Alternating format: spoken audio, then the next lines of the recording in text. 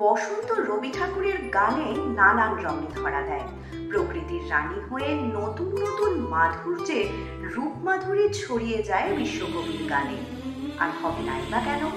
শান্তিনিকেতন থেকে বসন্তের যে অপরূপ রূপ কবি বারবার প্রত্যক্ষ করেছেন, তার যে কবি হৃদয়কে দুলিয়ে অনন্য সৃষ্টির ভাণ্ডার হয়ে উঠবে তা তো স্বাভাবিক। তবে বসন্তের রঙিন সুখের মধ্যেও মানুষের দুঃখের ঘাটতি আছে কি? রবি ঠাকুর তা হয়তো উপলব্ধি করেছিলেন, তাই শান্তিনিকেতনের না থেকেও সেবার তিনি আহা আজি এ বসন্তে রচনা করেছিলেন। মায়ার খেলায় নাটকের তাগিদে গানটিকে তিনি অন্যভাবে ব্যবহার করেছিলেন ঠিকই, কিন্তু বাস্তবের সঙ্গে কি অসম্ভব মিলে যায় গানের কথাগুলো।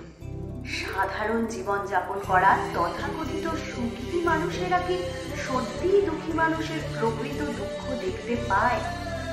বিশ্বজুড়ে তাই তীব্র অরাজকতার মধ্যেও রং রঙিয়ে ব্যবসা করে IPL, BPL আর শালীনতা মাত্রা ছাড়াই সমাজ মাধ্যমে।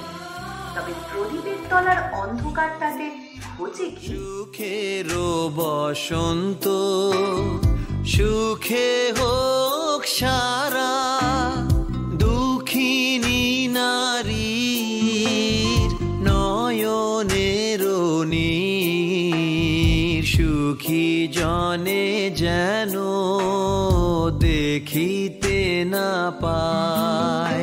তারা দেখেও দেখে না, তারা বুঝেও বুঝে না, তারা ফিরেও না চায়।